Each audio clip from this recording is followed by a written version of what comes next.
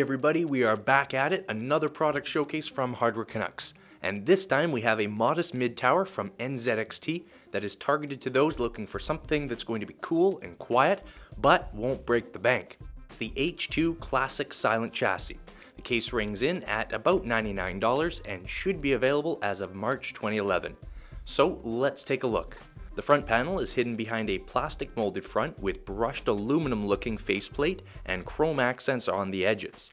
The front door is held firm by very strong magnets, so there's no clips to break, but unfortunately the door only opens to a little past the 90-degree angle. Now it's not really an issue, except it makes it a lot more prone to getting broken if it's been left open. They've also added noise dampening foam to the back of the door. The features of the H2's front panel highlight some of the more innovative features of the case. The 5¼ drive bay covers come off with just a clip, so you don't have to take apart the entire front panel just to get at them. As we move down, there are 220mm intake fans sporting a very cool feature. With just a couple of clips, we can completely remove both the fan and its housing, and not have to mess around with wires. It's for lack of a better term, wireless power system that only requires the 2 power contacts to be touching in order to power the fan.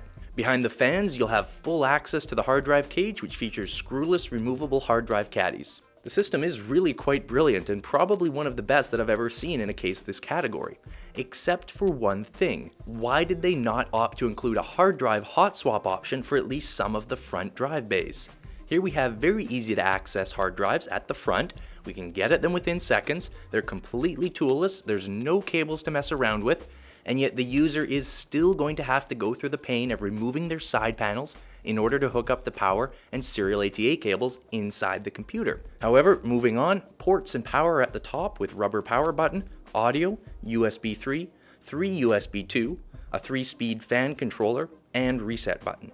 Ironically, NZXT has chosen to include a single hot swap feature sunken into the top of the case that supports both 3.5-inch and 2.5-inch drives. And finally at the back, a cover over an optional 120mm fan space held on by simply magnets.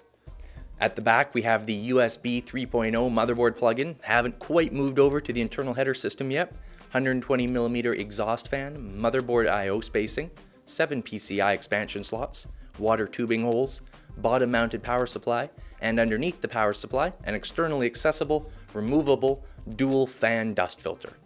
Topping off our last look at the exterior, we did notice an unfortunate amount of blotching on the plastic front panel, which is in sharp contrast to the nice and fairly even powder coat of the metal side panels. Taking off the side panel, we see NZXT's idea of what they call advanced noise dampening technology. Both panels have a 1/4 inch or so of quote-unquote premium noise dampening foam.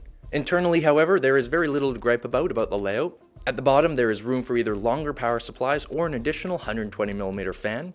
There are 8 3.5-inch or 2.5-inch hard drive bays. The motherboard supports 5 different options, and there are 3 5¼ drive bays, all with toolless retention systems. Judging by the interior, the H2 seems to have a great layout for anyone from mid-range gamers to small, low-powered mini ITX home servers that need lots of storage. Additionally, there are grommeted spaces in the motherboard tray and a large CPU backplate opening, giving hope that installation should be hassle-free. With that, we assemble the system into the H2, and as you can tell, it cleans up quite nicely, and I'm pleased to report it does it very easily. Despite its small stature, it's entirely possible to fit many modest aftermarket coolers, and it can support video cards up to 11 inches in length, though you can expect to lose about 3 hard drive spaces. As we rotate to the back, you'll see that NZXT has given thought to the cabling and pushed the motherboard tray in slightly for plenty of room up the back, and they've provided a great natural cable storage area in behind the hard drive bays. Despite the fact that it looks like a bit of a rat's nest, the back panel fits over top of everything cleanly with all of our spare cables jammed in behind. Just don't ask us to add any new hardware. And that is the NZXT H2 Silent Chassis. While being of relatively standard design, the case does bring with it some unique features and ideas that make it an interesting product to dig into. Easy access, quiet operation, the polished look, and good value. Unfortunately, it seems like a little too much emphasis may have been placed on value, and the H2 winds up feeling a little unfinished. I think that had the company been willing to further develop the key features of the case, consumers would have been willing to pay for it. But to you, as a consumer, if you feel that this is the direction you need to go for your case and price is incredibly important, then it may just fit the bill. The silent computing case market has very few contenders, but for the most part, all of them have very strong products.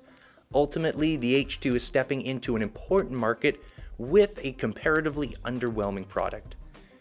And that is it for this episode of the Hardware Canucks Product Showcase. We hope you'll leave your feedback in the YouTube comments, subscribe to our channel if you're not already, and be sure to check out www.hardwarecanucks.com for all the latest news and reviews. We'll see you next time.